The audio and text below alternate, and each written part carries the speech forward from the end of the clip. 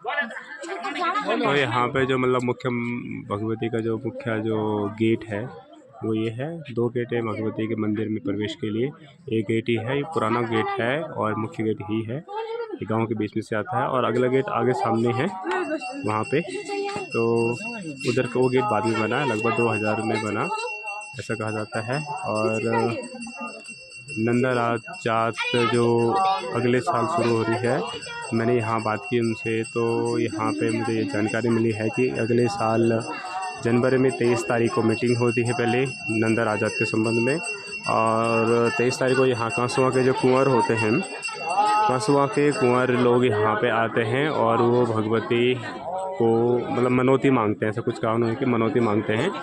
मनौती मांगने के बाद फिर उसी दिन यहाँ पे भगवती का जात का दिन निश्चित होता है। तो जात जो नॉर्मली होती है जब अगस्त में कृष्ण जन्माष्टमी होती है, तो उस दौरान जात शुरू होती है। लगभग 20 दिन की ये पैदल यात्रा होती है और इसमें पूरा जो दूरी है लगभग बता रहे हैं कि 280-90 किलोमीटर की दूरी तय करनी पड़ती है।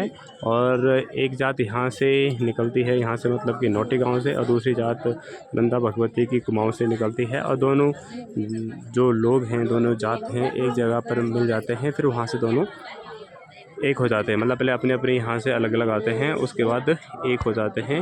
नंद किशोर का नाम बता रहे थे शायद, वो नंद किशोर पता नहीं ऐसा कुछ था नाम। तो वहाँ पे इकट्ठा हो जाते हैं। तो कहते हैं कि एक हाडू यहाँ से जाता है, एक हाडू वहाँ से जाता है।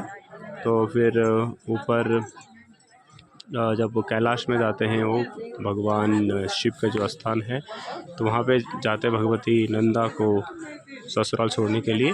तो करीब 17,000 फीट की ऊंचाई बता रहे हैं ग्लेशियर। और इस कार्य में जो प्रशासन सरकार है, सरकार का पूरा इसमें सहयोग रहता है। पिछले जो जात हुई थी करे, तो उसमें लगभग 150 करोड़ बता रहे हैं कि 150 करोड़ का खर्चा आया था सरकार का।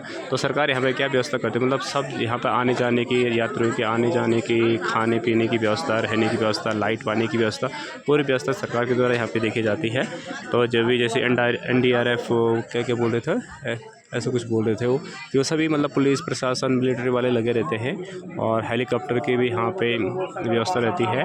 तो जहाँ जहाँ भगवती की डोली की यात्रा जाती है, तो वहाँ बता रहे हैं कि वहाँ पर ऊपर हेलीकॉप्टर से फूलों की वर्षा होती है। फूल यहाँ पे सरकार के द्वारा फूलों की व्यवस्था की जाती है, फूल बरसाए जाते हैं।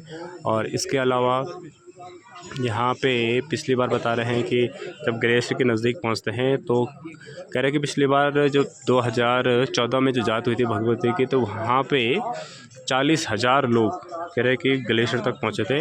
और जो नॉर्मल भगवती की यात्रा होती है, गांव-गांव में यात्रा होती है, तो उसमें लगभग 2 लाख लोग इसमें शिरकत करते हैं, 2 लाख लोग इसमें भाग लेते हैं। काफ़ी खर्चा यहाँ पे होता है और काफ़ी श्रद्धा के साथ लोग इस यात्रा में शामिल होते हैं। और इसके अलावा यहाँ पे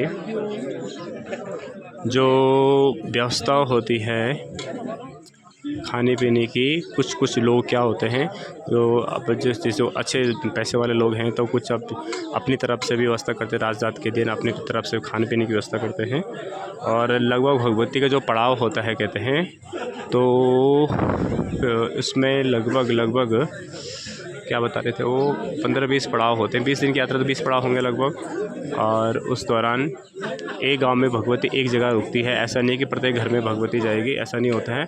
एक गांव में एक जगह भगवती का रात्रि विश्राम रहता है। और रही ढोल डमाओं की बात कि किस तरह से होते हैं, कितने, मैंने पूछा था कितने ढोल डमाओ होते हैं, तो उन्होंने कहा था ढोल डमाओं खाली ऐसा होता है कि अच्छा एक सेकंड है।